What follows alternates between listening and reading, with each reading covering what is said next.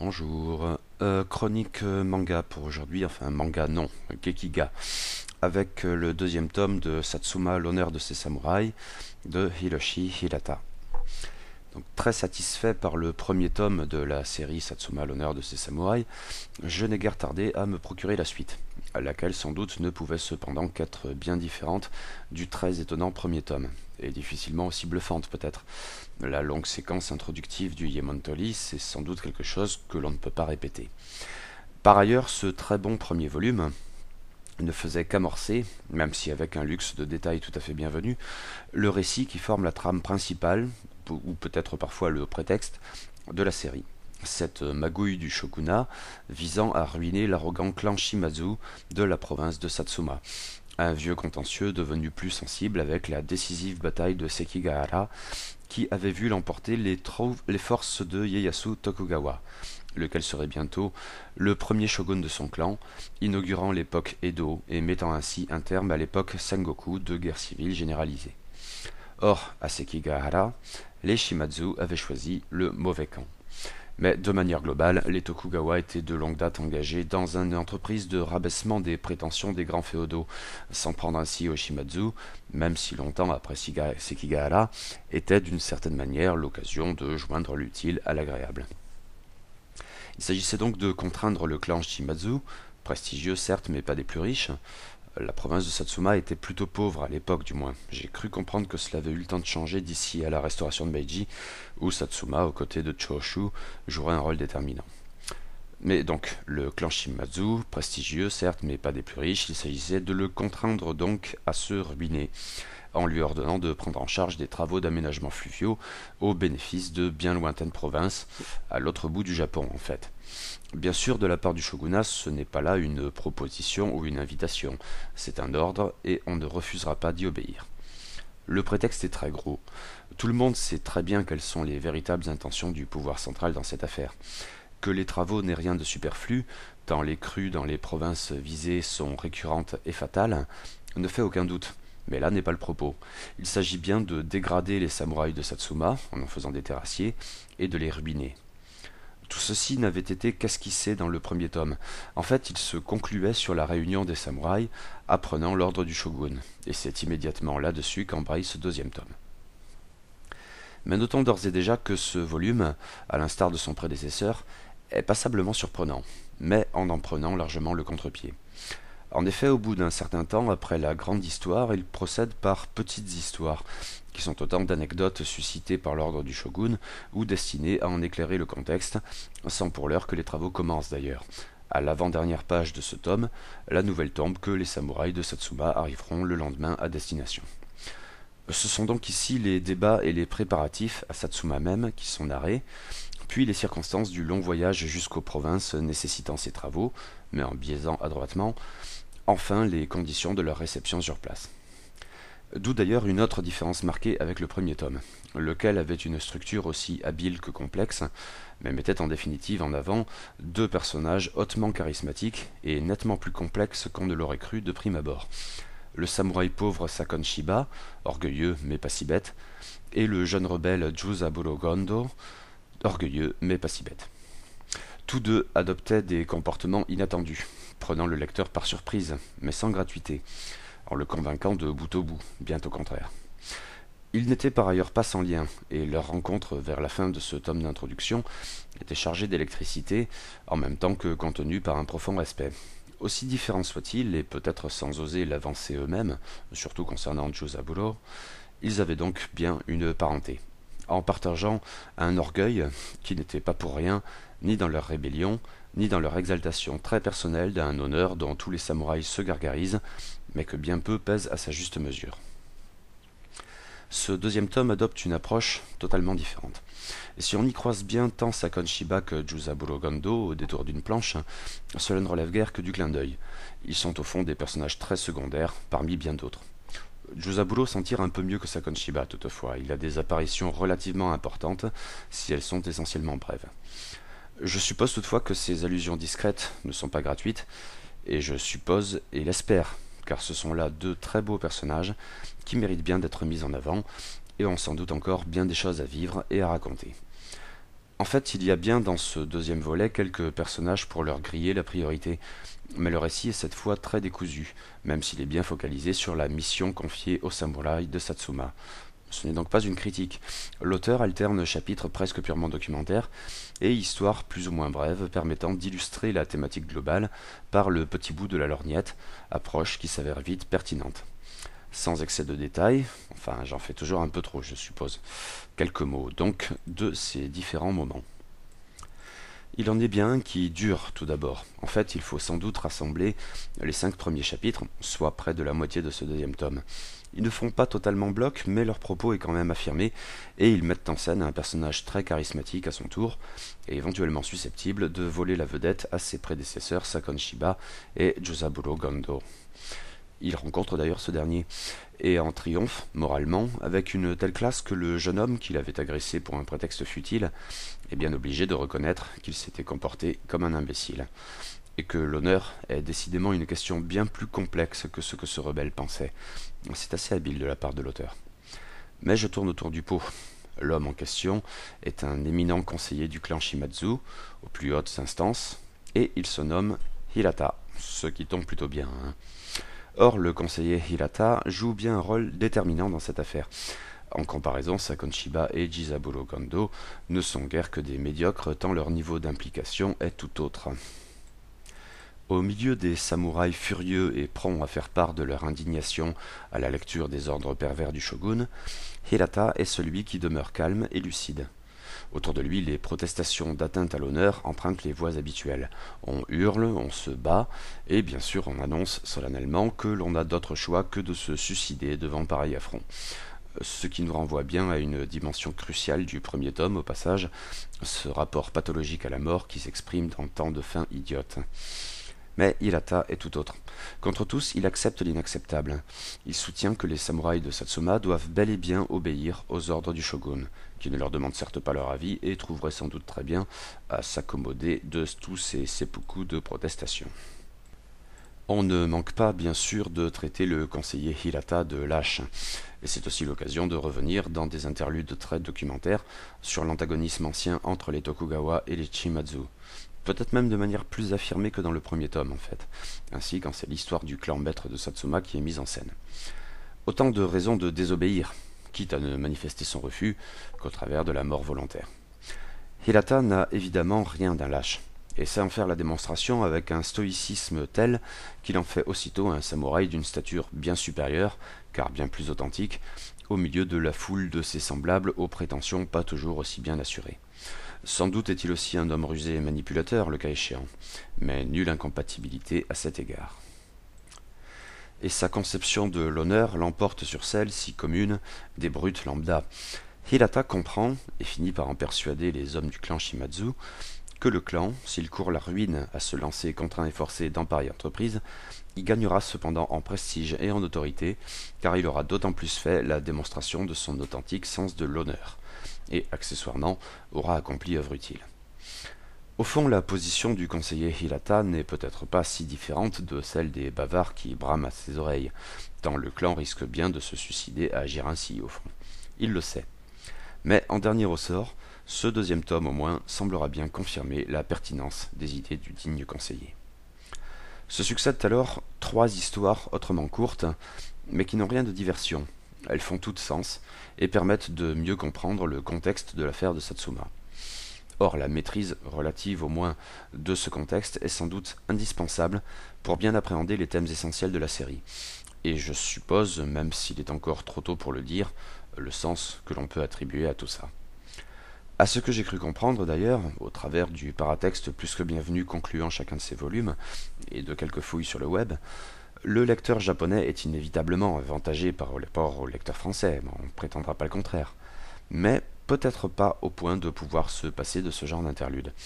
L'histoire des travaux de Satsuma, même là-bas, n'est pas forcément des plus connus, et Hiroshi Hirata, qui se documente à l'évidence énormément, fait d'une certaine manière œuvre pédagogique, même, et au fond d'abord, pour ses compatriotes. La première de ces plus brèves histoires, qui correspond au seul chapitre 6, intitulé Le message secret, montre ainsi, non sans adresse, combien la situation complexe au niveau politique peut l'être tout autant, voire plus encore, à l'échelle de la personne, ou disons de la famille. Ce qui, pour prendre le lecteur un peu par surprise, s'avère très vite enrichissant. Hiroshi Hirata nous narre donc l'histoire, forcément tragique, d'une famille déchirée entre des obligations concurrentes. Trait à ce qu'il semblerait très japonais. Au cœur même des récits jugés là-bas les plus édifiants, ou de leur transposition théâtrale, romanesque, cinématographique, enfin, peut-être aussi dans d'autres médias, on dit en effet souvent que ce qui fait la bonne histoire, c'est avant tout le conflit de loyauté, les obligations contradictoires, dans un maillage complexe de dettes parfois impossibles à régler. C'est notamment quelque chose qui ressort du célèbre essai, certes très critiquable par ailleurs, de Ruth Benedict, Le chrysanthème et le sabre. Sans doute devrais-je me montrer prudent en l'espèce, mais la référence n'a pas manqué de me sauter aux yeux en tout cas. D'autant que le dit essai d'anthropologie culturelle évoque, notamment à ce propos, ce qui est sans doute une des histoires les plus populaires au Japon, celle des 47 Ronin. Hiroshi Hirata, comme de juste, ne se prive pas de mettre en scène ces samouraïs de Satsuma, lisant et relisant sans cesse cette fameuse histoire. Archétype ultime de l'honneur samouraï, sublime modèle de la loyauté que tout Boshi doit à ses supérieurs. Mais non sans ambiguïté vis-à-vis du pouvoir central du shogun, le cas échéant. Après tout, les 47 héros s'étaient bien sacrifiés pour venger leur seigneur de l'arbitraire des Tokugawa. Pour les samouraïs de Satsuma pris au piège des machinations shogunales, cela ne saurait être innocent. Mais la question est donc complexe, surtout pour cette famille de samouraïs qui, pour vivre à Satsuma, devait composer avec une allégeance antérieure encore au maître d'Edo. Aussi font-ils office d'espions, depuis des générations. L'héritier du clan apprend souvent ce conflit d'obligations que tardivement, révélation terrible le cas échéant. Ils sont donc, tous autant qu'ils sont, des traîtres à leurs propres voisins et au clan Shimazu. Inacceptable. Et pourtant... Au fil du temps, certains de ces samouraïs tentent de trouver comment accommoder ces allégeances contradictoires, mais sans grand succès. Et avec la crainte qu'un jour une erreur, une maladresse, ou ironiquement dans le cas présent un fâcheux coup du sort, ne révèle à leurs voisins que, de toute éternité, et quoi qu'ils aient pu en penser, ils étaient en fait de l'autre camp. Même si eux-mêmes se refusent à envisager la question ainsi, ils savent cependant très bien ce qu'il en est. C'est d'autant pire ici qu'un second coup du sort, impliquant bien malgré lui Josaburo Kando, précipitera encore davantage la fin navrante et cruelle de la famille déchirée entre deux maîtres. Pareille histoire, on sans doute ne peut que mal se terminer. C'est programmatique à ce stade. Un récit terrible, à la tension admirable, évoquant le genre policier ou le thriller, mais avec à propos, et que le grotesque, voire le burlesque, y est d'une certaine manière sa part, au fond, cela ne le rend que plus terrible encore. Une nouvelle histoire brève, mais sur 2 chapitres cette fois, permet à Hiroshi Hirata, et non sans adresse là encore, de raconter le voyage des samouraïs de Satsuma. Ils partent à la dernière page de l'épisode précédent de manière assez significative, mais avec une certaine distance narrative tout à fait bienvenue, et assez originale en fait, si le fond du procédé est commun, les samouraïs en route discutent entre eux tout simplement. Ou plus exactement, ils échangent des ragots. Surtout un trio à l'allure improbable, 3 samouraïs moches comme des poux, le style graphique de manière tranchée a cette fois quelque chose qui relève de la caricature, tout en s'accordant paradoxalement très bien avec la majesté coutumière du trait de l'auteur. Ces 3 samouraïs donc, qui sont moches comme des poux, disais-je, et sans doute pas beaucoup plus futés, s'interrogent sur le sort réservé à sa famille par un de leurs pères, du nom de Chōbei. Et quelle famille? Un jeune frère simplet, mais d'une force colossale, et surtout, attribut essentiel, doté d'une verge énorme. Il paraît qu'elle fait 30 cm de long pour un diamètre de 6 cm. Parfois, de manière imprévisible, le fluide masculin s'agite tant en lui que le bonhomme, pour se soulager, doit impérativement et au plus tôt carrer son imposant membre quelque part, n'importe où, quelque part, quitte à faire des trous dans les murs ou les arbres. Un danger public, on s'en doute, et qui génère son lot d'histoires forcément salaces dans ce microcosme qui sent le mal. Et il faut y ajouter un père rendu fou par l'alcoolisme sur un mode pas forcément plus mineur. Impossible de laisser ces deux-là tout seuls, à l'évidence. Mais il est plus encore impossible de les embarquer pour le long voyage à destination des régions en proie aux crues. Chōbei ne les a certes pas emmenés avec lui. On jase donc, sur la famille, mais aussi sur ce que le samouraï en a fait, puisqu'il a bien dû faire quelque chose. Car on dit tout à ce propos, or il ne veut rien en dire quant à lui. Mensonges de part et d'autre. Les calomnies perfides équilibrent les protestations d'admiration, et la compassion peut prendre des tournures inattendues. Les rumeurs colportées, cependant, avec leur dimension humoristique à l'occasion, amènent le lecteur à s'interroger ainsi que les commères armés de sabres. Que doit donc faire un vrai samouraï en pareil cas? Qu'est-ce qui est honorable? Qu'est-ce qui est bien?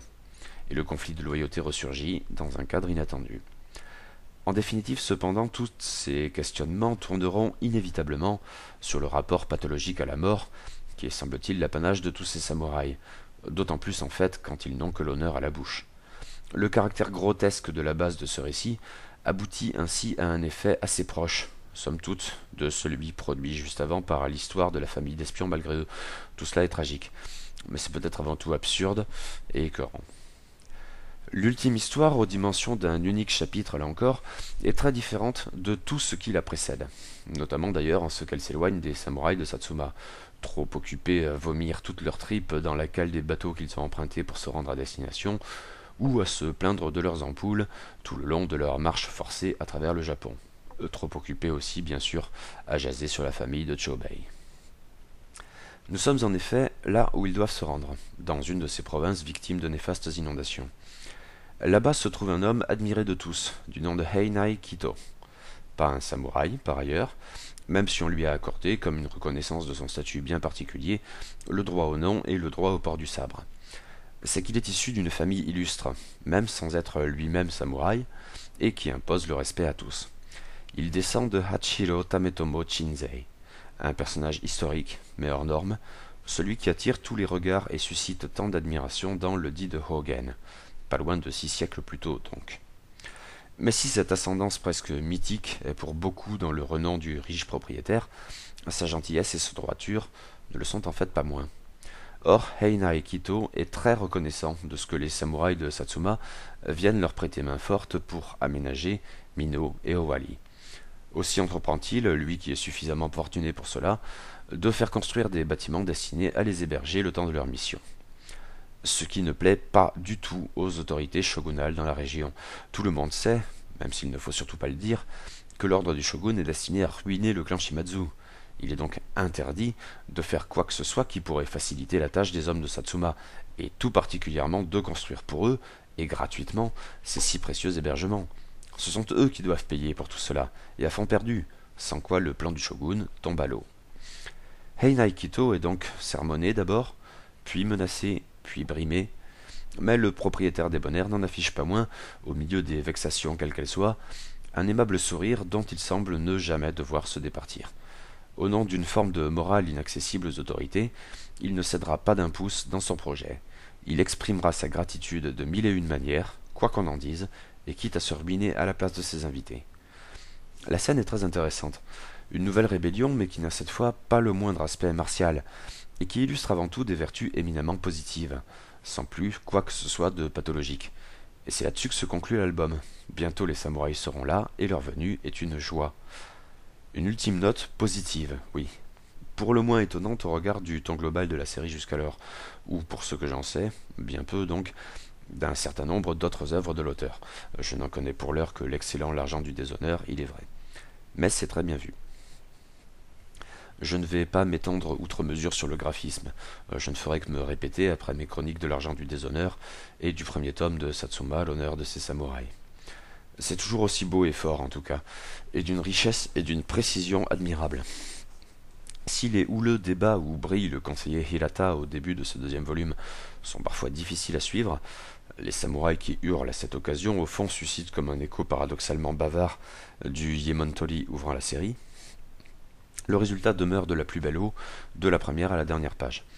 Dimension peut-être tout particulièrement sensible dans les scènes impliquant un décor à la démesure de la tâche confiée aux samouraïs de Satsuma. Les bateaux m'ont impressionné par exemple. S'il faut singulariser un aspect, cependant, ce sont les légères mais bienvenues injections de caricature ou de burlesque dans la charte graphique de l'auteur, surtout donc dans les 2 chapitres consacrés au ragot sur Chobei et sa famille. C'est étonnant, tout au plus y avait-il une seule case, mais d'autant plus déconcertante d'ailleurs, jouant de ce registre dans le premier tome. Mais ça passe en fait très bien. 2 mots enfin sur cette édition. Outre son existence même digne de toutes les louanges en tant que telle, on appréciera d'abord et surtout son paratexte, plus que nécessaire et très bien fait.